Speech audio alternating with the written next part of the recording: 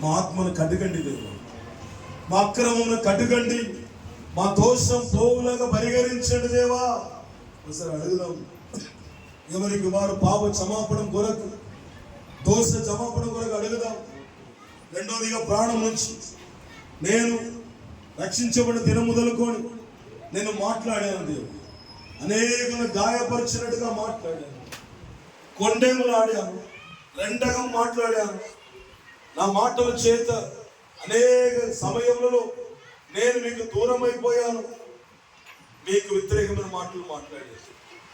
నా ప్రాణంలో అధిక్రమం వచ్చినాయి, నా ప్రాణంలో కలిగిన అధిక్రమం అంతా కూడా ఒక్కసారి దేవా సిలువలో మరణించి ఉన్న మీ ప్రాణం బలియాగంగా సమర్పించబడి ఉన్న ఆ బలియాగంలో నుండి మా ప్రాణమును కడిగి శుద్ధీకరించండి, పరిశుద్ధత చేయండి దేవానికి. మా శరీరంలో మా చేతులు, కాలు, నడకలు, సైగల ద్వారా మేము ఎన్నో పాప క్రియలు చేసాం, తప్పుడు పనులు చేశాం. మీ శరీర బలియాగం ద్వారా మేము దేవా కడిగి శుద్ధీకరించబడలారు. మీ కల్వారి శిలువ రక్తం చేత మమ్మల్ని పాప శుద్ధి చేయమని ప్రార్థన చేస్తాం. శుద్ధీకరించండి దేవా, శుద్ధీకరించండి, శుద్ధీకరించండి, శుద్ధీకరించండి. శుద్ధీకరణ, శుద్ధీకరణ, శుద్ధీకరణ దేవా, మమ్మల్ని శుద్ధీకరించండి దేవా. మా మాటల, ఆలోచన, క్రియలు కలిగి ఉన్న అధిక్రమ పాపం చేత మేము దేవుని సన్నిధికి రాకుండా ఉన్న ప్రతి ఆటను తొలగించండి, మమ్మల్ని పరిశుద్ధపరచండి దేవా. శుద్ధీకరించండి, శుద్ధీకరించండి, శుద్ధీకరణ, శుద్ధీకరణ, శుద్ధీకరణ, శుద్ధి, శుద్ధి, శుద్ధి, శుద్ధి, శుద్ధీకరించండి దేవా, శుద్ధీకరించండి. పరిశుద్ధమైన దేవా శుద్ధీకరించండి. శుద్ధీకరణ, శుద్ధీకరణ, శుద్ధీకరణ. ఎవరికి వారు మనం శుద్ధీకరించుకుందాం. దేవుడు మనం శుద్ధీకరించాలని ఆజ్ఞ చెప్తున్నారు. కల్వారి శిలువ యొక్క రక్తం చేత, నీళ్ళు చేత, ఊపిరి చేత మా పాప పశ్చాత్తమం నొందుమని ప్రార్థన చేయమని దేవుడు మనవి చేస్తున్న ఆజ్ఞను మన శబ్దం విని లోబడడానికి కృప దయచేయమని ప్రార్థిస్తున్నాం. ఓ దేవానికే స్తోత్రం, స్తోత్రం, స్తోత్రం, స్తోత్రం. నీ సన్నిధిలో మోకరించి నీ మార్గములు సాగేదా, తీరసించగ సాగేదా, నేను దేరుగా నీ సన్నిధిలో మోకరించి నీ మార్గములు సాగేదా, నిరసించగ సాగేదా, నీవెను దేవుడా. మనం సమర్పించుకుందాం. దేవుడి సన్నిధిని సమర్పించినప్పుడు అలాగనే రేపటి దినం గురించి కూడా సమర్పించుకుందాం. ఈ దినము మనం 50% మాత్రమే దేవుని వాక్యమని విన్నాం. ఆది కాండం నుంచి సిలువ మరణం వరకు మనం విన్నాం. రేపు సిలువ మరణంలో నుండి పరలోక గ్రంథం, ప్రకటన గ్రంథం వరకు మనం ధ్యానం చేయాలి, సమర్పిద్దాం. నేను నా వారికి కూడా చెప్తాను, ఈ సత్య మార్గం నాతో పాటు అనేకులకు కట్టబడాలి.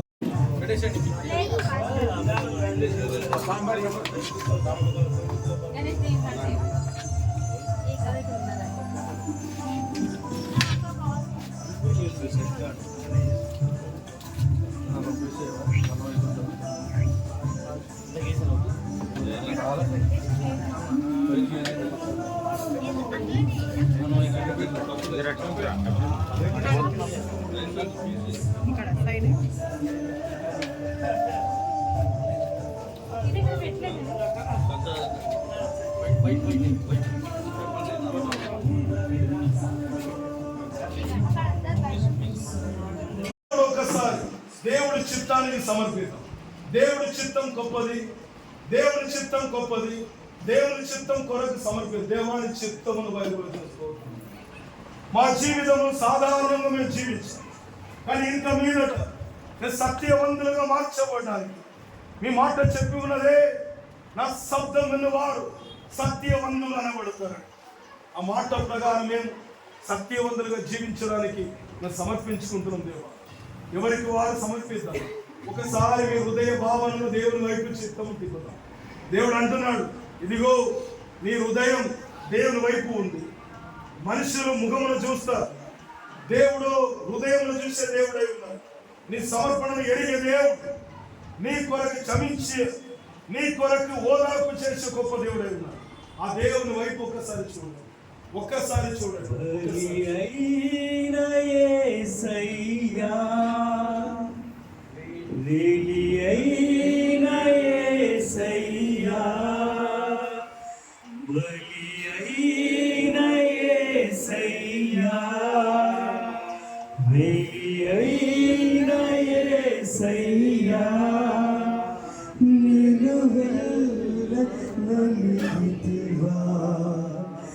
నీవెంతో అలసితివా సిలువలో, ఆ సిలువలో, ఆ ఘోర కల్వరిలో, తులువల మధ్యలో వేలాడిన యేసయ్యా, తులువల మధ్యలో వేలాడిన యేసయ్యా, వెలియైన యేసయ్యా, బలియైన యేసయ్యా, నిలువెల్ల వెలిగితివా, నీవెంత అలసితివా సిలువలో, ఆ సిలువలో, ఆ ఘోర కల్వరిలో, తులువల మధ్యలో వేలాడిన యేసయ్యా, వేలాడిన యేసయ్యా, వేలాడిన యేసయ్యా.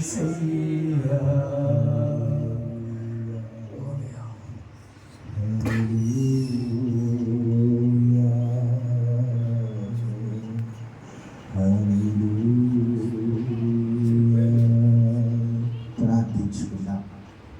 ఎంతమంది హృదయాలను క్రీస్తు వైపు పెట్టారు, ఎంతమంది మనసులు సత్యము కొరకు సాక్షిగా అప్పగించుకున్నారు, ఎంతమంది హృదయాలు సత్యానికి తోటి సహాయకులుగా అర్పించుకున్నారు, ఎంతమంది హృదయాలు సత్యంలో స్థిరపరచబడటానికి తీర్మానం తీసుకున్నారు.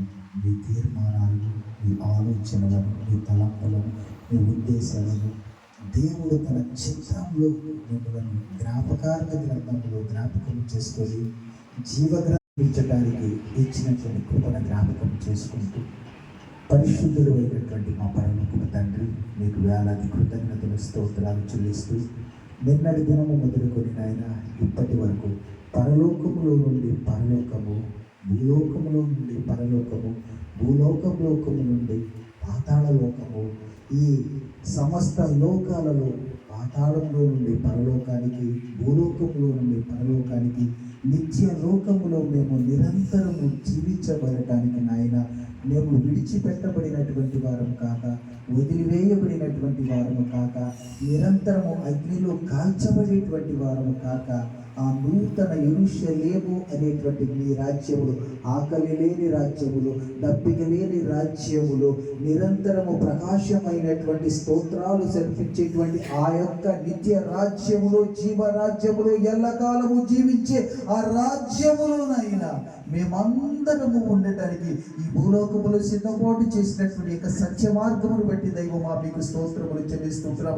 సత్యమందు ప్రతిష్ఠ చేయబడినటువంటి వారుగా, మీ వాక్యం అనేటువంటి సత్యములో నిలబడినటువంటి వారుగా, సత్యములకు సాక్ష్యములుగా, సత్యములకు తోడి సహాయకులుగా, సత్యములకు ఆదరణకర్త అయినటువంటి మిమ్ములను వెంబడించి మీతో పాటు కలిసి ఉండటానికి నాయన మాకు అనుగ్రహించినటువంటి యొక్క 2 దినాల యొక్క ఈ పరిచర్యను బట్టి ప్రభా మీకు స్తోత్రములు చెల్లిస్తూ ఉంటున్నాము నాయన.